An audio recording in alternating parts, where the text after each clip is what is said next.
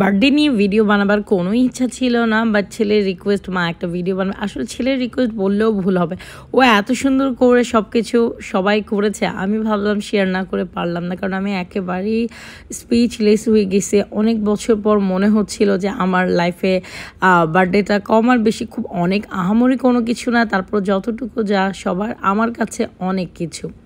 আর সব থেকে বড় কথা, আমার বার্থডের জন্য আমার বড় বোন মানে মেজো বোনের বাচ্চা আর আমার বাচ্চার খুব একটা এফোর্ট ছিল যে আমি আজকে কেক কাটবো, বার্থডে সেলিব্রেট করবে ওরা, তো ওদের জন্য আমার সব কিছু মানে এই বার্থডে সেলিব্রেট করা। এই ক্যান্ডেলগুলো আমার বোনের বাচ্চা দিয়েছে, আর হচ্ছে গিয়ে সে খুব কষ্ট করে ছোট্ট মানুষ হ্যাঁ কিনে নিয়ে আসছে আমার জন্য।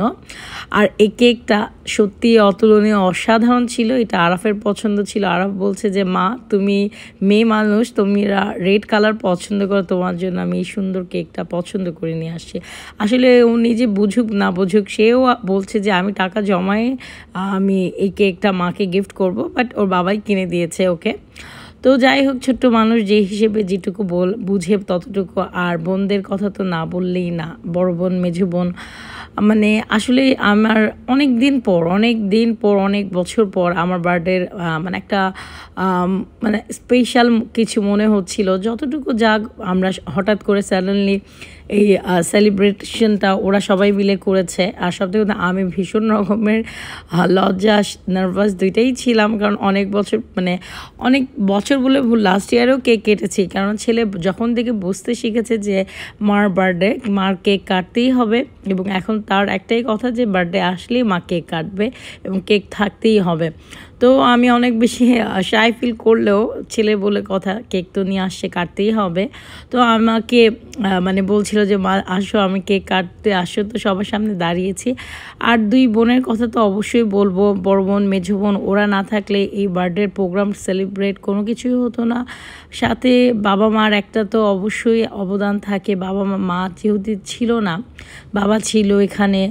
তো সব কিছু মিলিয়ে আসলে একটা জিনিস সময়ের সাথে সাথে বুঝতে পেরেছি যে আমরা যখন ছোট থেকে বড় হই তখন আমাদের আশেপাশে অনেক ফ্রেন্ড সার্কেল, ভাই বোন, অনেক অনেক মানুষজন, আত্মীয় স্বজন থাকে, কিন্তু আস্তে আস্তে বয়সের সাথে সাথে সে মানুষগুলো কমতে থাকে এবং খুব অল্প সংখ্যক মানুষ যারা সত্যিকার প্রকৃত অর্থে একদম কাছের, একদম আপন, তারাই শুধু থেকে যায়।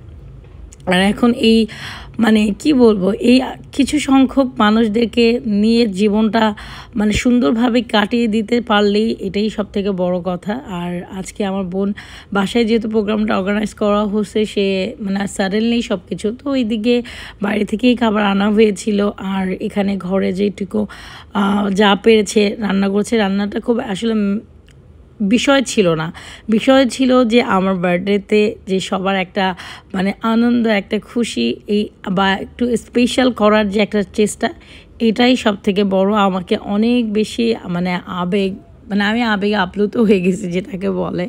মানে এতদিন পরে মানে মনে হচ্ছিল যে আমার বার্থডে, আমি তো বয়স আর বাড়ছে দিন দিন, বয়সের সাথে সাথে অনেক কিছুই হারিয়ে ফেলছি।